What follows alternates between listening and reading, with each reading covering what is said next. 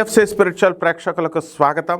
మనం పునర్జన్మ ఉందా అనేటటువంటి విషయంలో కొంతమంది ఉందంటారు, కొంతమంది లేదంటారు.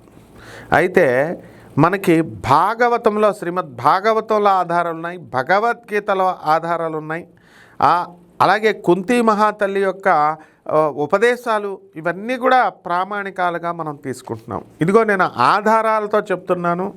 మనకి శ్రీమద్ భాగవతం 4:29-62 ఆ శ్లోకంలో మనకి చెప్పబడింది.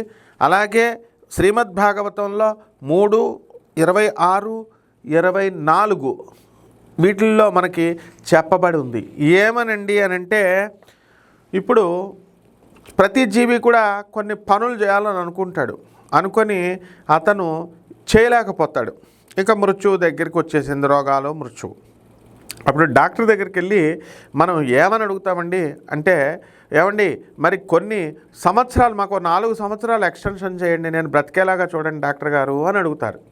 అయితే అది కళ్ళతో మహాత్ములు భక్తి మా గురువు గారు అయినటువంటి భక్తి వేదాంత ప్రభుపాదుల వారు ఇస్కాన్ ఫౌండర్ ఆచార్య గారు చెప్పినటువంటి నేను చెప్తున్నాను. స్వయంగా ఆయన చూస్తే అప్పుడు ఏమిటి ఆ డాక్టర్ సరే అని అంటాడు. కానీ అసలు వాస్తవంగా ఏమవుతుందండి అని అంటే, మనము ఏ విధంగా అయితే మనిషి అడుగుతాడో, మనం చచ్చిపోయిన తర్వాత మనం ఈ ప్రణాళికలను పెట్టుకుంటాం అన్నమాట, ఈ ప్లాన్స్. అయ్యో నేను 4 సంవత్సరాల నుంచి చేయాలనుకున్నాను, నాకు 4 సంవత్సరాల టైం లేకుండా నేను చనిపోయాను అని అనుకున్నప్పుడు, అతను దేహాన్ని వదిలేసినప్పుడు ఈ యొక్క ప్రణాళికలన్నీ కూడా మనకి సూక్ష్మ శరీరంలో ఉండిపోతాయి. మనిషి యొక్క మనస్సులో ఈ యొక్క వాసనా రూపాల్లో ఈ సూక్ష్మ శరీరంతో పాటు వెళ్ళిపోయి మనం కొత్త శరీరం మనం తీసుకుంటాం. ఆ కొత్త శరీరం తీసుకున్నప్పుడు వాటితో పాటు ఈ ఆలోచనలు కూడా ఆ శరీరంలో దూరిపోతాయి. అప్పుడు మనం మర్చిపోతాం దేహాన్ని వదిలేయడం వల్ల. మళ్ళీ కొత్త దేహాన్ని తీసుకున్నామంటే అది ఒక వెహికల్ లాంటిది, ఒక మీడియం లాంటిది తీసుకొని దాంట్లో జీవుడు దూరతాడు. కానీ మరి ఎవరు గుర్తు చేస్తారు ఇక్కడ అంటే, అయ్యో పాపం వీడు 4 సంవత్సరాలు అడిగాడు ఎక్స్టెన్షన్, ఏదో చేయాలనుకున్నాడు, ఈ సంవత్సరం ఏదో ఒక కలెక్టర్ అవ్వాలనుకున్నాడు, లేదా ఒక చీఫ్ మినిస్టర్ అవ్వాలనుకుంటున్నాడు, సరే అయితే వీడికి అవకాశం ఇద్దామని చెప్పేసి భగవంతుడు గుర్తు చేస్తాడనమాట. మన హృదయంలో ఉన్నటువంటి భగవంతుడు మళ్ళీ గుర్తు చేస్తే అప్పుడు మనం ఏం చేస్తామండి, మళ్ళీ మనం లోకంలోకి కొత్త శరీరంతో వస్తాం. ఇక ఆ ప్రణాళికలన్నీ అవ్వడం కోసం సంఘర్షణలు చేస్తాం. ఇది వాస్తవంగా శ్రీమద్ భాగవతంలో 4వ అధ్యాయంలో 29వ చాప్టర్లో 62వ శ్లోకంలో క్లియర్గా చెప్పబడి ఉంది. కాబట్టి ఇందులో ఏ విధమైనటువంటి సందేహము లేదు.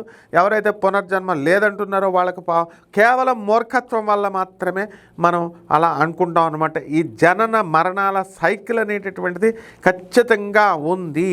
ఇది ఒక రహస్యమైనటువంటి ప్రక్రియ, దీన్నే బ్రహ్మ రహస్యం అని అంటారు.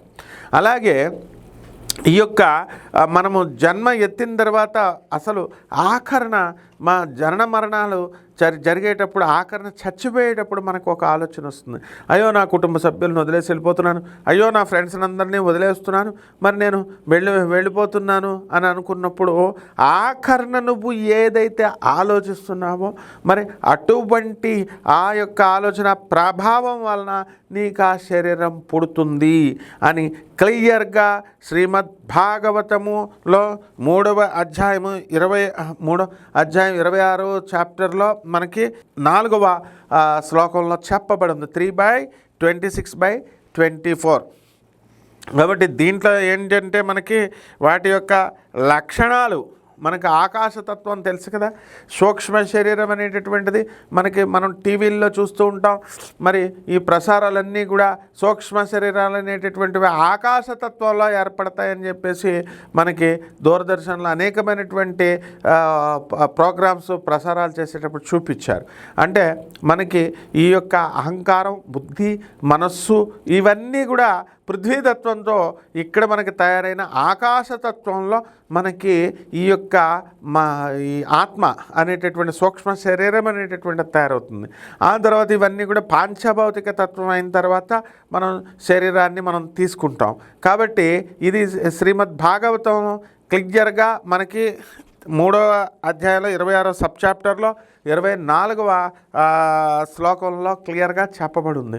కాబట్టి చనిపోయేటప్పుడు ఎప్పుడు కూడా జడభరతుడు అనేటటువంటి ఉదంతాన్ని మనం తీసుకుంటే, ఒక జింకని ఎవరో ఒక వేటగాడు కొడితే పాపం ప్రెగ్నెంట్ జింకని ఒక ఋషి తీసుకొస్తాడు. తపస్సు చేసుకునేవాడు అతను. తీసుకొచ్చి డెలివరీ చేస్తాడు. ఆ తల్లి చచ్చిపోయింది. తల్లి జింక పిల్లని పెంచుతున్నాడు.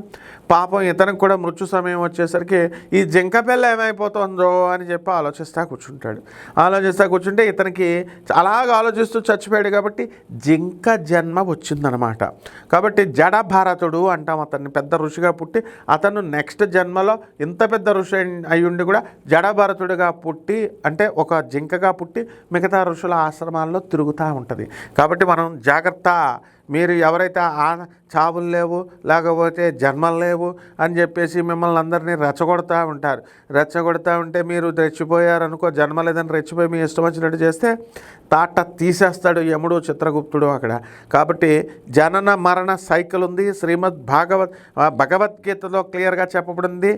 మరి జనన మరణం అనేటటువంటి ఇవి తెప్పించుకోలేరు ఎవరు కూడా. ఇది కంటిన్యూస్ ప్రాసెస్. ఇది చచ్చిపోయిన తర్వాత ఇలా ఎన్నో జన్మలు ఎత్తామని ధర్మబద్ధంగా వెళ్ళండి. లేకపోతే కనుక మోక్షం అనేటటువంటిది కాదు కదా. మోక్షం సంగతి తర్వాత గిరక తీసేస్తాడనమాట. వికలాంగుడిగా పుట్టిస్తాడు. బెడ్ మీదే మీకు అన్నీ కూడా లాస్ట్ డేస్లో ఎలా చేసేస్తాడంటే పక్షవాతం రప్పించేస్తాడు. బెడ్ మీదే మీకు మొత్తం యూరినేషను, మూత్ర విసర్జనాలన్నీ తినడం, ఈ చుట్టాలంతా కూడా మిమ్మల్ని తిట్టుకోవడం, తిండి కూడా అక్కడే పెట్టడం, ఈ రకమైనటువంటి నరకాలనన్నీ కూడా పెడతాడు. ఇది ఒక అధర్వణ వేద పండితుడిగా, ఒక ప్రొఫెసర్గా నేను చెప్తున్నాను. మిగతా వాళ్ళు చెప్పేటటువంటివి ఏదో మీ ఇష్టం వచ్చినట్టు బతికేయచ్చు, మీ ఇష్టం వచ్చినట్టు చేసేయచ్చు, మనకి ఎవడు చూస్తాడు, దేవుడు లేడు, గడిది గుడ్డు లేడు, ఇలాంటివన్నీ దొబ్బవమ్మ. ఖచ్చితంగా మీరు ధర్మబద్ధంగా నడుచుకోవాల్సిందే. You're enforced to do. If you are not going to do, మిమ్మల్ని యమ తప్పకుండా మళ్ళీ మీకు సూక్ష్మ శరీరం వచ్చి నరకాలు లేవు. అవన్నీ మేము రీసెర్చ్లు చేసాం. నరకాలు లేవు, అక్కడ యాపడాలు ఉండవు, ఇవన్నీ సొల్లు కబుర్లు వద్దు. అక్కడ తోలు తీసేస్తాడనమాట. మళ్ళీ కొత్త శరీరాన్ని, సూక్ష్మ శరీరాన్ని ఇచ్చి జాగ్రత్తగా వివేకత్వం జగద్గురువైనటువంటి దత్తాత్రేయుడు, జగద్గురువైనటువంటి ఆదిశంకరుడు, జగద్గురువైనటువంటి శ్రీకృష్ణ పరమాత్మ ఏ విధంగా మిమ్మల్ని నడుచుకోమన్నాడో ఆ లా ఆఫ్ క్రియేషన్లో ఆ రకంగా మీరు నడుచుకొని తీరాల్సిందే. You are enforced to do it.